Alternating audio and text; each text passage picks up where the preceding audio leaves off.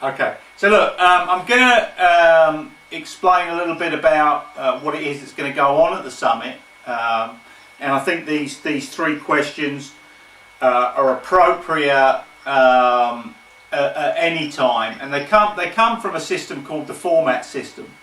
But it's basically the three questions we're going to ask tonight is: what will I learn? What is important about this?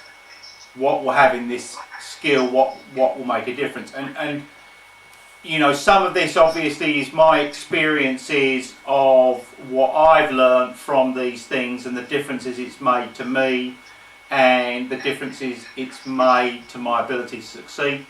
And I think that also if we're following the encyclopedic philosophy that I'm suggesting you follow, i.e. you don't have to know everything, you can ask a friend or look it up, then these are the bits where you've got to figure out what it is I've got to be able to do here and what it is that I can, until I know better, ask somebody else about what I should do. So, you know, I can't help but thinking that what I'm going to deliver at this coaching summit is worth nearer £2,000 per head, and that's what I should be charging. But you know, my current ability to market this as well as it should be marketed and to reach those people that it needs to reach, especially current coaches, I still have to do some work on, especially, you know, the current coaches, because, you know, for me, whether they be PGA, WGTF, or any other organisation, you know, there's stuff that I'm doing, that we're doing, that really needs to be looked at and needs to be learned. So the first day, the Monday of the coaching summit, is going to be on the golfing machine. And you know, it's as much, when I talk about the golfing machine, it's as much about getting you to the point where I'm going to pass you on to Joe, because you know what I know about the golfing machine is this. What Joe knows about the golfing machine is this, and then what Dr. Matt has added, that. So for those people that come to the summit, I think that what you will learn is the fundamental basic of the golf swing in golfing machine terms, i.e. GOLF, golf orientated linear force, and it's the science of science. So it's everything really you learnt at school, but also compared to the anatomy. And I think that that's what Dr. Matt Rosen has brought to the golfing machine that wasn't there even with Homer in the first place. So first of all, I believe fervently that until you understand the golfing machine, you can't possibly teach the golf swing. It's just almost impossible. You can have a vague idea that you think you know what you're talking about, but really you can't know what you're talking about. And to this effect, I think that the first person I'm going to introduce to you, i.e. what you will learn, is Ben Doyle. So Ben Doyle has put some stuff down on CD and video, DVD, that you can watch again and again and again, and it will give you some idea of the 24 areas that we can work in within the golf swing and how they fit together. But also what I will do is I will give you the blueprint of the golf swing as I understand it from the golfing machine, and how each and every pertinent bit fits together, and a real strong concept of the golf swing and how it works that you can fundamentally stick to and look to for every client, but nevertheless don't need to know, because you can come to me and I'll tell you what to do. So what's important about this obviously is that anybody that hasn't fully understood the golfing machine, even if they don't understand the engineering bias, really shouldn't be teaching the golf swing. It's as simple as that. You know, until you know what the power pressure points are, what the left wrist should be doing, what the right wrist should be doing, you know, what the geometry of the swing is, where the release points are, how the anatomy works, then it's going to be very difficult to teach the golf swing correctly, for sure. You might fumble about, but you know, we need to be able to recognise when something's being done and when it's not being done. So, you know, every single method that you ever read says this is the way and that's the way, and the golfing machine is totally different from that. It says that these are some of the ways that you can create power. These are some of the ways that you can deliver power. That's all it's saying. It says that you can shift plane, you can stay on plane, you can do all these things. And every other method is different from that. Where there are some harmony is, you know, when we talk about club shaft lean, when we talk about angle of attack, when we talk about flat left wrist, there are some people talking about these things. There are some people offering drills in those things, but there's only one righteous way because they all come from the golfing machine. So what will having these skills allow you to do? Well, I think that they'll allow you to be 1000% confident that even if you haven't got all the other skills that you require, which are probably more important to some degree, unless you're working at the upper end, then it's going to be when you get those skills, you're going to feel 1000% confident that you go into any situation you can help anybody, and I mean that means Tiger Woods as well. And I mean, again, if for any reason you had the charisma, flamboyancy and marketing power to get Tiger Woods on the books, then all you got to do then is ring up Joe and Dr. Matt and, you know, get Tiger to pay them the $500,000 that you'll need to pay them to work out what it is that you should be doing. So I think that from my personal experience, no matter the thousands of books I read, and you know, Mike Hebron was a major one of those, and my experiences training with Mac O'Grady are undoubtedly massively important, but of course they all came from Homer. So, you know, what are you going to do with that?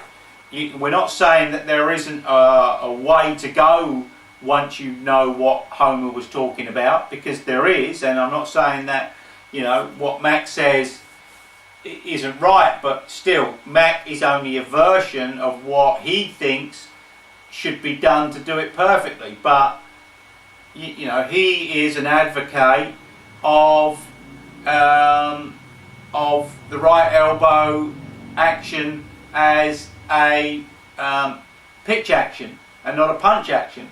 And 99% of everybody you teach hasn't got the ability to operate pitch action right elbow. So punch elbow is the way to go for sure. And you've got to understand that principle. So the inner game techniques, I mean, I think that, you know, first of all, the thing about inner game, as within a couple of other things that are going to go on at the summit, is that you have to experience.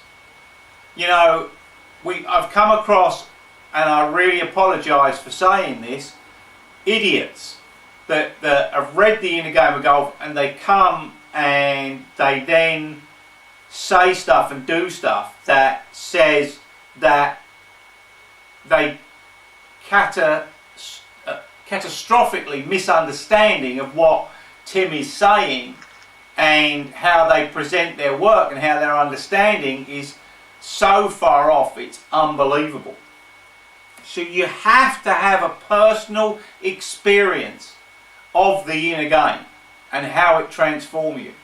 And it's really obvious that that responsibility to have that experience is for me to give to you, and then for you to make sure that your clients experience. So you will learn within that how to give them that experience and all the tools within that toolbox.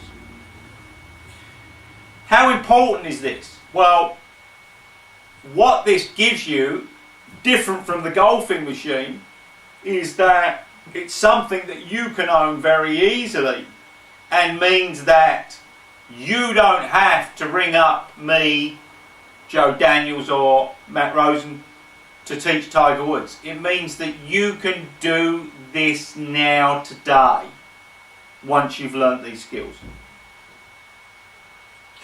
And you know, when you have these skills and you possess these skills, I suppose the biggest thing is you can help anybody do anything through this particular genre. So what it will do is give you the potential to help anybody play better golf to the potential of their current neural pathways. Hypnosis. So it's very difficult, I believe, to be great at hypnosis unless you're great at language. Because to listen to people's language, to understand and question, is what fundamentally builds what you're going to offer as a hypnotic script. So unless you're fully understanding every single thing someone is wanting to do, why they're trying to do it, and how they're trying to do it, through that very that total fascination resource, then it's going to be very difficult to write that script that then is going to work at that unconscious level.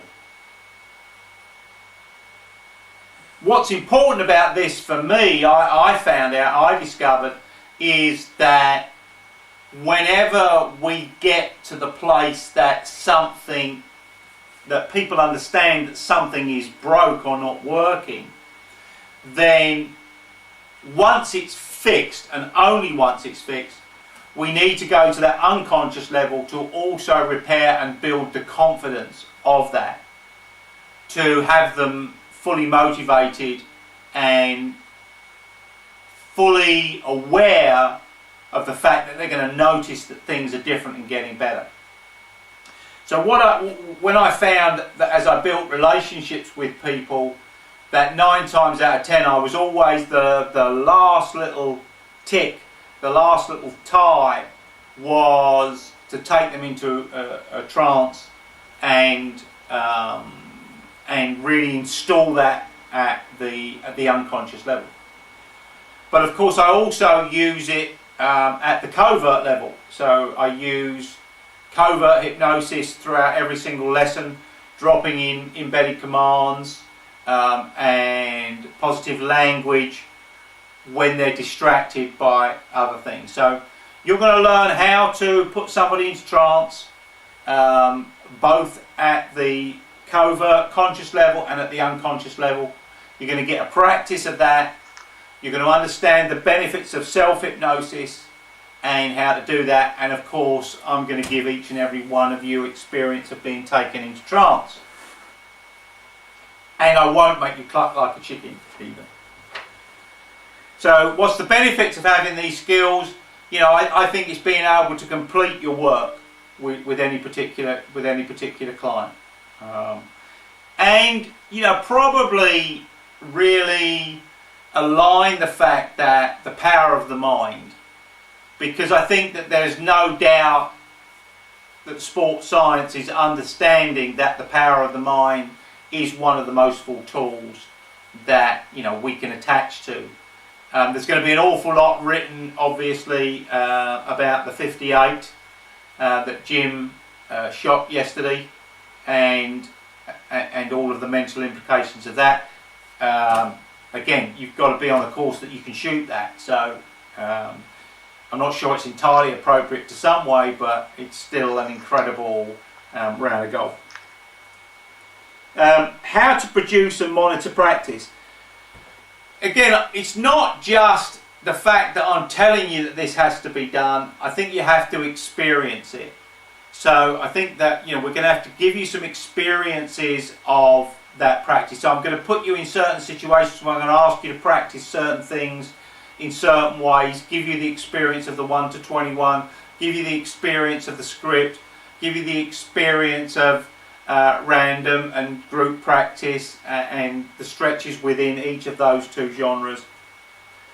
Once you fully understand and comprehend that, then you will never leave your client to practice on their own. And of course, what will that get you or allow you to do? That means that every single time you take on a client, that client is going to reach the goals that you've agreed can be reached.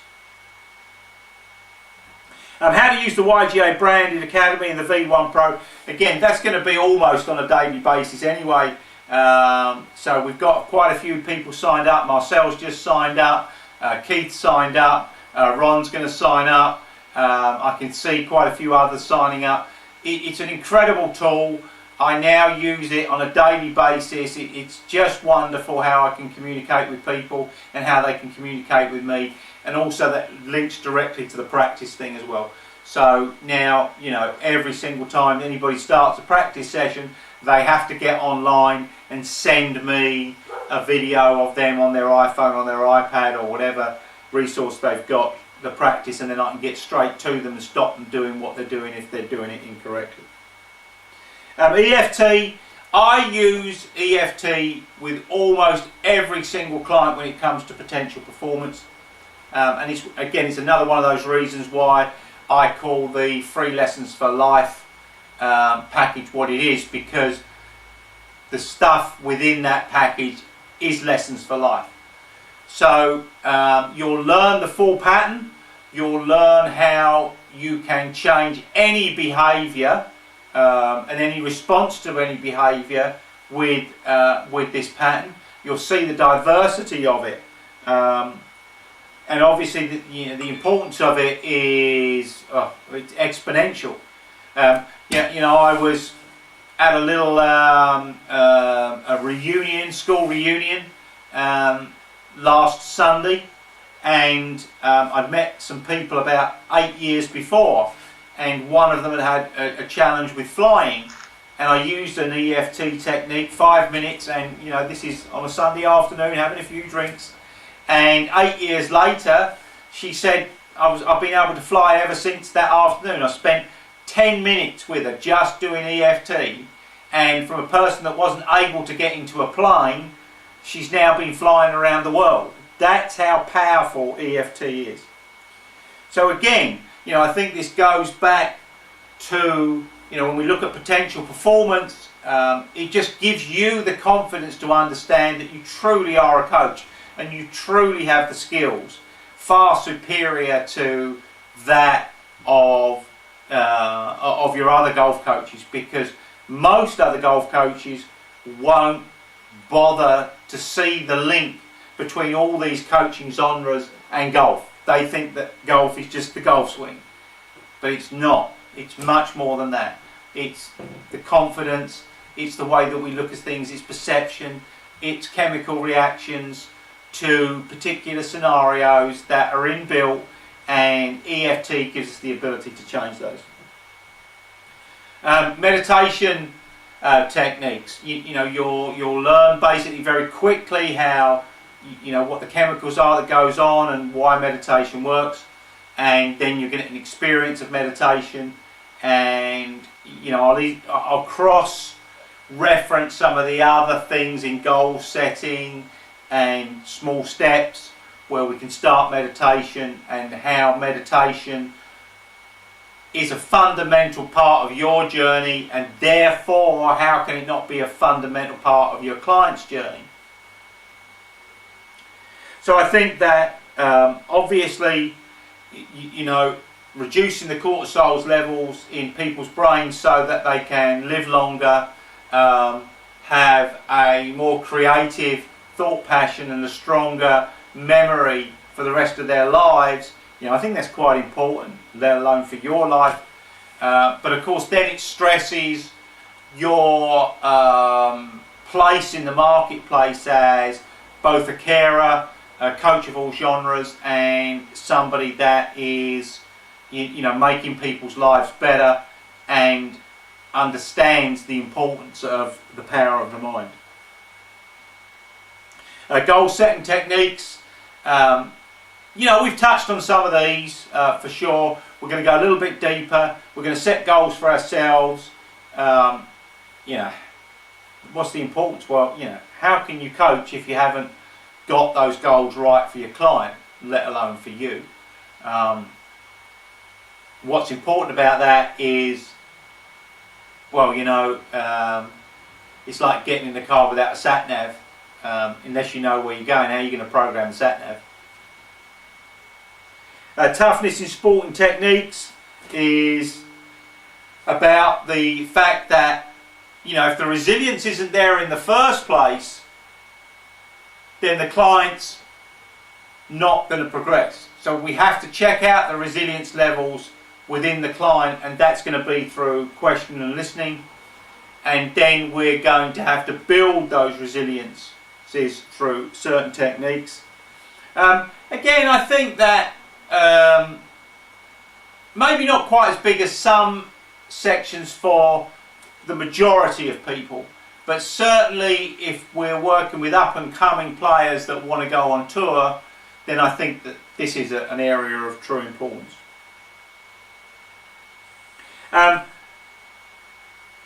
It doesn't matter how many times I listen to people about the mental game, then, you know, I truly believe that very few people are delivering the ego estate as an experience. So you've got it on tape through level 1. I take you and give you another opportunity to have that experience on stage 2. But we still need to go further and further and further down that egoless route, have that egoless experience ourselves, and then understand how that will help us play golf in a way that leaves us energized and not stressed. What will that do for you? What will that allow you to do?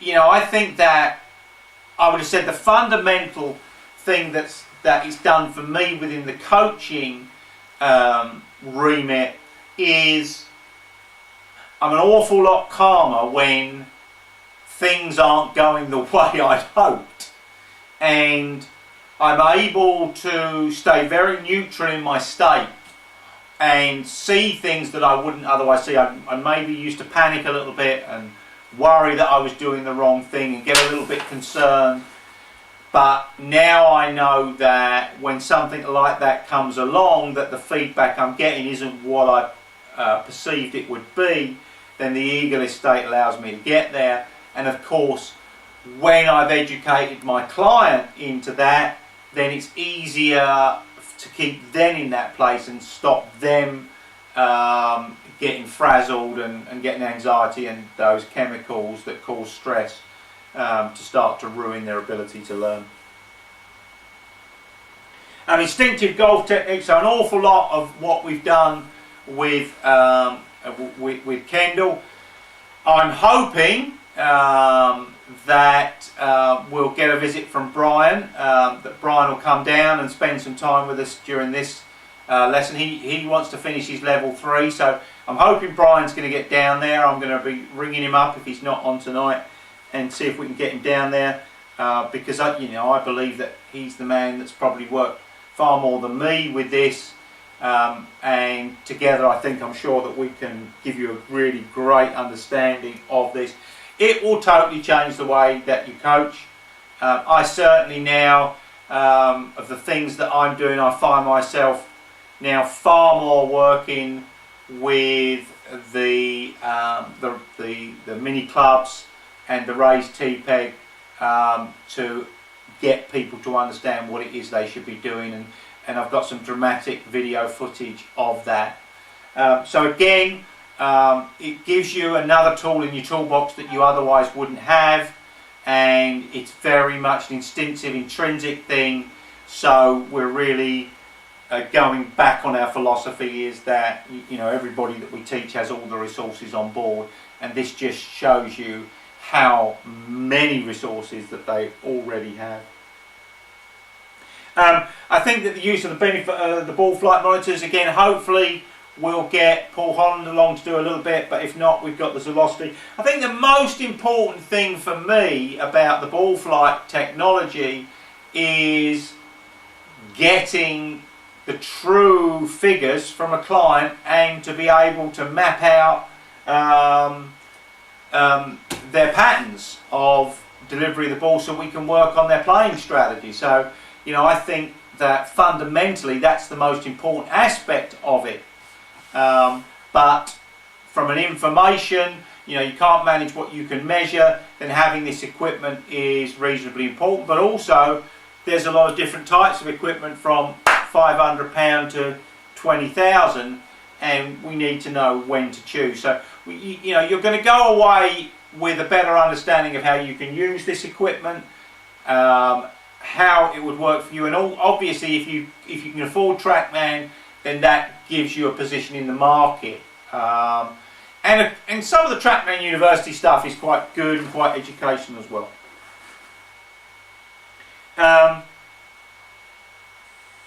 Now, I've talked mainly about what this will do for you for a coach, but obviously as we experience these things as a player, then you're going to go away with lots more tools to help yourself play better golf in this regard as well. So there's an awful lot in there. Now, what we're going to do is we're also going to be running a stage 2 alongside this, and we're just going to do with the stage 2 people, we're just going to do a little bit more work before in the interactive sessions to make sure that we don't have to spend that 2 to 3 hours that we used to in the mornings working on the written exam. So we're going to give them the true benefits of having all this extra stuff as well. So some of you may feel a little bit cheated, but the ones on stage 2 can be incredibly honoured, and they're saving themselves a bit of money. So I'm going to open the floor to questions now, if anybody has any. But please post them online as well. If you think that you want to get on the stage 2, I would say this will be the best training ever in the whole time anybody's trying to teach anybody to coach. This will be the most magnificent 5 days that any coach could ever experience. And we're going to record it, so we're going to get through lots of tape, and it's just going to be magnificent. And you know, I'm only just talking about what we're going to do with the day. I'm not talking about what we're going to do in the evening, what we're going to discuss. The stage 2 people obviously are going to be working on their stuff, whereas the coaching summit people are going to be going out in the course and actually playing, and you know, using some of the techniques that we've learnt to evaluate that performance and see how they play better golf. And obviously those people that we want to get qualified to level 3, then we're also, for the stage 2 people, we're going to see them performing really wonderful 30-minute proper examination lessons that demonstrate all of the skills that they've learnt along the way. So let's change the world of coaching. Let's go out there and earn 100,000, because when you learn this stuff, you'll deserve that, and people will be willing to pay it.